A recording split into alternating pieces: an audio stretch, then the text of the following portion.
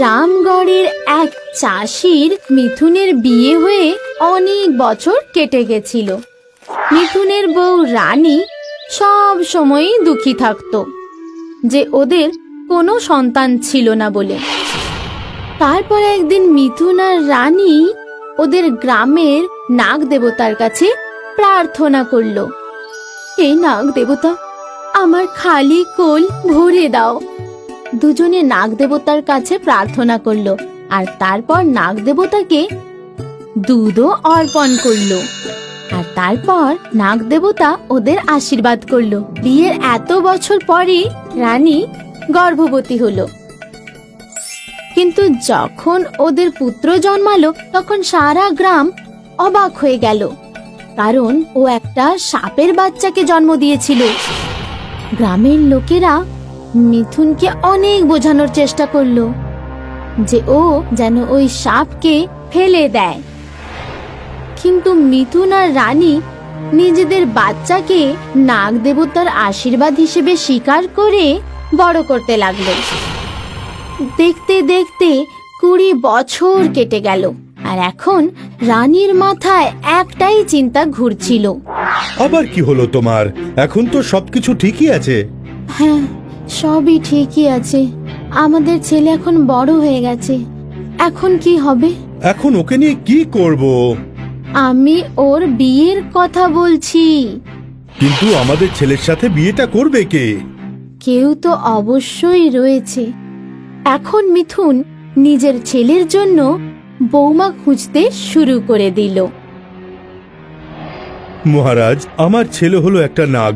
নাগ দেবতার আশীর্বাদে ও জন্ম নিয়েছে। ওর বিয়ের জন্য সঠিক মেয়ে খুঁজতে আপনি আমাকে সাহায্য করবেন? কোন নাগকে বিবাহ কোন নাগ জাতি বা সাপুরে সম্প্রদায় করতে পারে, আর ওই সাপুরে সম্প্রদায়ের মানুষেরা উত্তরের জঙ্গলে থাকে। মিথুন সাপুড়েদের বস্তির খোঁজে বেরিয়ে পড়ল।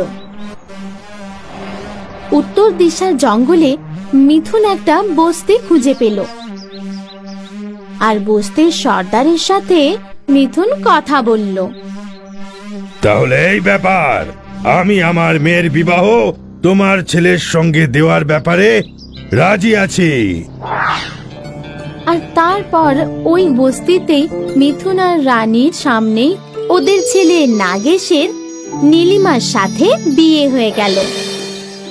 বিয়ের পরে নীলিমা আর নাগেশ মিথুনের বাড়িতে থাকতে শুরু করলো।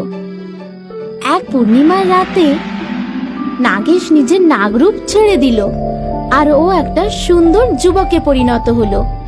এই দেখে নীলিমা অবাক হয়ে গেল। হে ভগবান, এখনই শ্বশুরমশাই আর শাশুড়ি মাকে বলে আসি। নীলিমা, ওদের এখন কিচ্ছু বলো না, সময় এলে ওরা ঠিক জানতে পারবে। এবার থেকে প্রতি রাতে নাগেশ মানুষ রূপে পরিণত হয়ে যেত আর নীলিমা আর নাগেশ অনেক গল্প গুজব করত।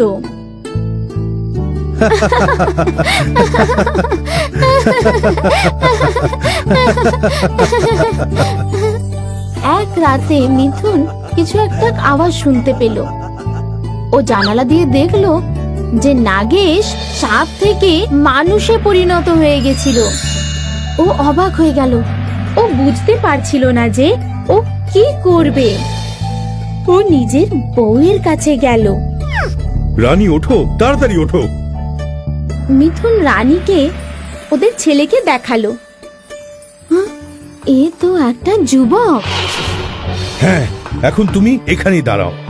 মিথুন চুপচাপ ঘরের ভেতর গেল আর ও ওই সাপের কেচুলি তুলে নিল আর ওটাকে জ্বালিয়ে দিল। বাবা, ধন্যবাদ, তুমি আমাকে মুক্ত করে দিয়েছো। আমার এই শরীর আর কখনোই সাপে পরিণত হবে না। আমার অভিশাপ খণ্ডন হয়ে গেছে। রানী নিজের ছেলেকে গলায় জড়িয়ে ধরল আর এই দিনের পর থেকে ওদের পরিবার সব সময় সুখে থাকতে লাগলো।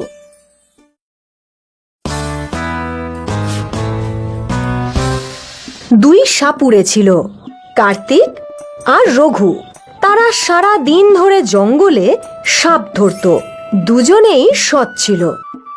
সাপ ধরে ওরা দুজন তার থেকে বিষ বের করে ওষুধের কোম্পানিকে সেই বিষ বিক্রি করে সাপকে আবার জঙ্গলে ছেড়ে দিত।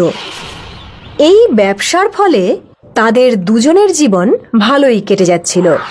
একদিন কার্তিক জঙ্গলে সাপেদের খুঁজে বেড়াচ্ছিল। তখনই তার চোখ পড়ল এক অদ্ভুত সুন্দর সোনালী রঙের সাপের লেজে। কার্তিক জঙ্গলে সেই সাপের পিছু করল, আর যেই সে সুযোগ পেল কার্তিক সাপটাকে ধরে নিল আর সেটাকে তার ঝুড়িতে বন্দি করে ফেলল।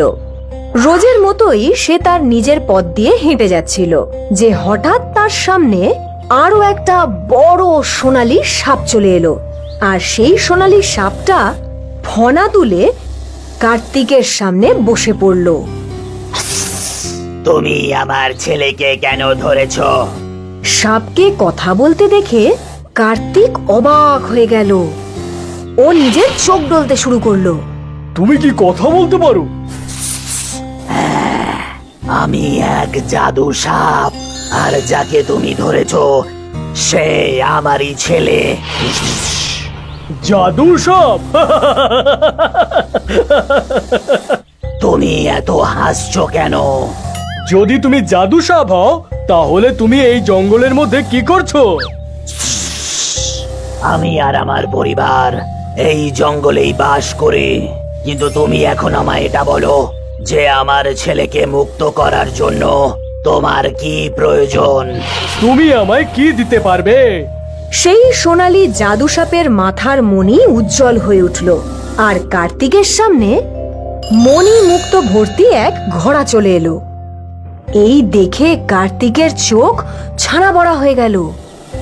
ও সেই ঝুড়িটা ওখানেই রেখে দিল আর মণিমুক্ত ভর্তি ঘোড়াটা তুলে নিল আর জাদু সাপের ছেলেকে মুক্ত করে দিল। কার্তিক যখন বাড়ি ফিরে যাচ্ছিল তখন তার বন্ধু রঘু তাকে দেখতে পেল। রঘু দেখতে পেল কার্তিকের থলে থেকে একটা হিরে পড়ে গেল, আর তারপর রঘু কার্তিকের পিছু নিল।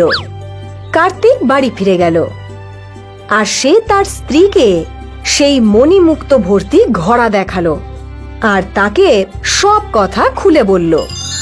হিরে মতি ভর্তি ঘোড়া দেখে রঘুর চোখ একেবারে ছানা বড়া হয়ে গেল। তখনই রঘু স্থির করল যে তারও ওই রকমই মণিমুক্ত ভর্তি ঘোড়া প্রয়োজন। তারপর ও প্রায় প্রতিদিনই জঙ্গলে গিয়ে জাদু সাপের খোঁজ করত। অবশেষে একদিন রঘু এক সোনালী সাপের লেজ দেখতে পেল, কিন্তু যেই না ও লেজ ধরে টানলো তখন বড় একটা সাপ তার মুখ খুলল। এত বড় সাপ দেখে রঘু অবাক হয়ে গেল আর এদিক ওদিক দৌড়তে শুরু করলো, আর জাদু সাপ তার পিছু করতে শুরু করলো।